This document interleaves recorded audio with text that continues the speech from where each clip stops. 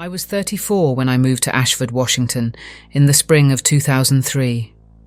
After years of clamour in Seattle, I wanted quiet, not the kind you get from noise-cancelling headphones or vacation rentals, but real, natural silence. The kind that seeps into your bones. Ashford offered that. It was a speck of a town right near the Nisqually entrance to Mount Rainier National Park. Evergreen trees surrounded everything like a great green wall. My rented cabin sat at the edge of the woods, about a half-mile from the main road, on a gravel track that didn't even show up on most maps. I remember the first few weeks vividly. It was still cold when I arrived, with stubborn patches of snow clinging to the shade. I'd split wood, build fires, hike during the day and read at night. With no TV, no cell service, and only a dial-up connection, it was a different pace of life. Better. Cleaner. The first time I saw them, it was just a flicker. I was washing dishes at the sink. The window looked out onto the trees. At the corner of my vision, something moved between the trunks. Quick, too fast to register clearly. I turned, but nothing was there. It was late afternoon and the woods were quiet. Still, I told myself it was an animal, maybe a deer.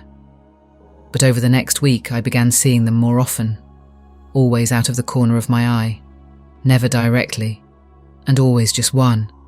A dark shape, vaguely humanoid, too tall and too still to be an animal.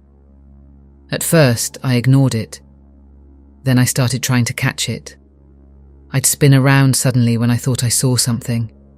I'd walk into the woods a few steps. Once I sat outside with a flashlight waiting. But nothing ever came when I was looking. Then things started happening inside the cabin.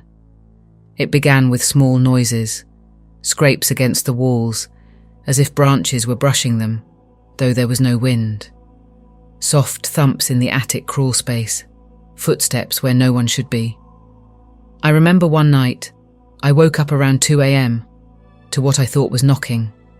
3 distinct raps on the wall behind my bed. I lay frozen, listening, but there was only silence afterward. No wind, no animals, nothing. I checked the next morning. There were no branches near that wall. The air in the cabin started to feel off, heavy, like walking into a room where someone had been arguing moments before. I found myself anxious for no reason. My sleep got worse. I'd wake up with a start, sweating, heart racing. Sometimes I dreamed of tall, dark figures standing at the edge of my bed, watching. The worst was the night I woke to the sound of breathing, not mine. Not like someone gasping or struggling. Just a slow, steady inhale and exhale coming from the corner of the room. I didn't open my eyes at first. I just listened, heart pounding in my ears. But I felt it, the presence, cold, heavy, as if something massive was standing there leaning over me. I forced my eyes open. There it was, a silhouette darker than the darkness itself, tall and still. No eyes, no mouth, no features, just the shape of a man, black and unmoving. I couldn't move, couldn't scream. I just stared, paralyzed. Then, as suddenly as it had appeared, the figure faded, dissolving into the shadows like smoke. That morning, I almost packed up and left, but part of me didn't want to. I couldn't explain it, but I felt like leaving would be giving up. That somehow this thing would follow me if I ran. I drove into town that day, looking for someone to talk to. The woman at the general store mentioned Margaret, an old widow who lived just outside Ashford. She'd been there her whole life. If anyone knows about weird stuff in these woods, the cashier said, it's her. Margaret lived in a sagging house surrounded by garden gnomes and wind chimes. She didn't act surprised when I told her what I'd seen. Shadow people, she said, like it was as ordinary as bears or raccoons. They've been here longer than we have. Most don't bother folks, but sometimes they latch on. Why me? You're alone. open. These things, they drift. And if you notice them, sometimes that's enough. They know who sees. I asked what to do. Don't run. Don't feed them fear. You have to take your space back, make it yours again. Light helps. So does speaking. Name them. Deny them power. I wasn't sure if I believed her, but I was desperate. That night, I lit candles in every room. I turned on every lamp, even dragged a floor lamp into the hallway. The cabin glowed. I sat on the living room floor, Margaret's words running through my head. Hours passed. Midnight came, then 1 a.m., and then the air shifted. The warmth from the lamps seemed to recede, as if sucked away. A low hum started, not from any device. It came from the walls, the floor, the space itself. Then the shadows came, 3 of them, one in the doorway, tall and sharp-edged like a jagged tear in reality.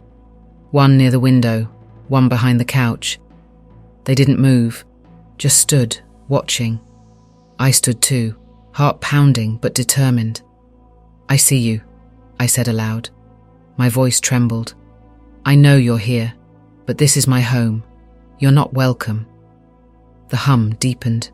The air grew colder. The figures remained. "I'm not afraid of you. You don't belong here." The one behind the couch took a step forward. I wanted to back away, but didn't. "I banish you," I said, louder. "Leave this place." The candles flickered wildly, the shadows dancing across the walls. "I take back this space. You can't have it." I don't know if it was the words or my intent, but something shifted. The shadow figures began to waver, as though heat rippled through them. The hum reached a pitch, then cut off like a snapped wire, and they were gone. The light returned to the room, warm, steady. I sat down, suddenly exhausted. From that night forward, they didn't come back. The noises stopped, the heaviness in the air lifted. I started sleeping again, dreamless and deep. I even left the lights off at night, something I hadn't done in weeks. I stayed in that cabin for another year. I hiked, I wrote, I lived.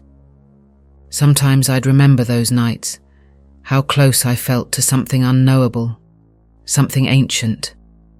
But I never saw them again. And I came to understand something I hadn't before.